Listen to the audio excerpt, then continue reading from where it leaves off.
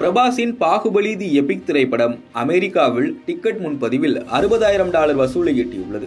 பாகுபலி திரைப்படம் வெளியாகி 10 ஆண்டுகள் நிறைவடைந்ததையொட்டி அதன் 2 பாகங்களையும் ஒன்றாக இணைத்து பாகுபலி தி எபிக் என்ற பெயரில் மறுவெளியீடு செய்யப்படுகிறது. இந்தியாவில் அக்டோபர் 31ஆம் தேதியும் அமெரிக்காவில் அக்டோபர் 29ஆம் தேதியும் வெளியாகும் நிலையில் அங்கு 3000க்கும் மேற்பட்ட டிக்கெட்டுகள் விற்பனையாகி மற்றொரு சாதனையை படைத்துள்ளது பாகுபலி. இது குறித்து விரிவாக பார்க்கலாம்.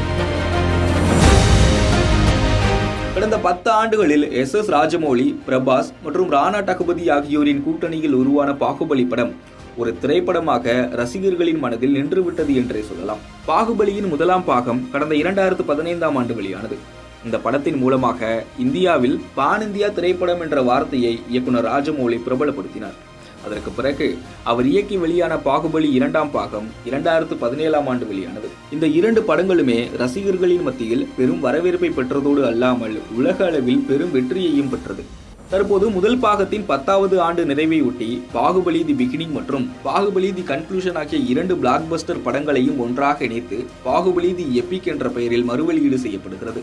இந்த படம் அக்டோபர் 31ஆம் தேதி இந்தியாவில் வெளியிட திட்டமிடப்பட்டுள்ளது. ஆனால் அமெரிக்க சந்தைகளில் அக்டோபர் 29ஆம் தேதியே அதன் பிரீமியர் ஷோ நடைபெறும். அதற்கான டிக்கெட்டுகள் ஏற்கனவே விற்பனைக்கு வந்து பெரும் சாதனையை படைத்துள்ளன.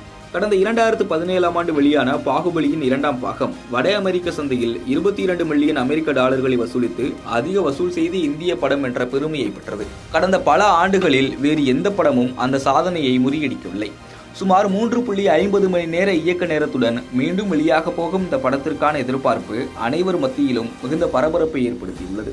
இந்நிலையில் அமெரிக்காவில் இதன் முன்பதிவு ஆரம்பமான சில மணி நேரங்களிலேயே பாகுபலி தி எபிக் படம் 3000 டிக்கெட்டுகளை விற்பனை செய்து சாதனை படைத்துள்ளது. இது குறித்து படத்தின் தயாரிப்பாளர் ஷோபு யார்லகடா ஒரு ஆங்கில பத்திரிகைக்கு கொடுத்த பேட்டியில் பாகுபலி படத்தை மீண்டும் பெரிய திரையில் கொண்டு வருவதற்கான நோக்கம் படத்தின் மாயாஜாலத்தை ரசிகர்களுக்காக மீண்டும் கொண்டு வந்து உயிர்ப்பிப்பதாகும். முதல் பாகத்திற்கு ஐமேக்ஸ் கிடைக்கவில்லை.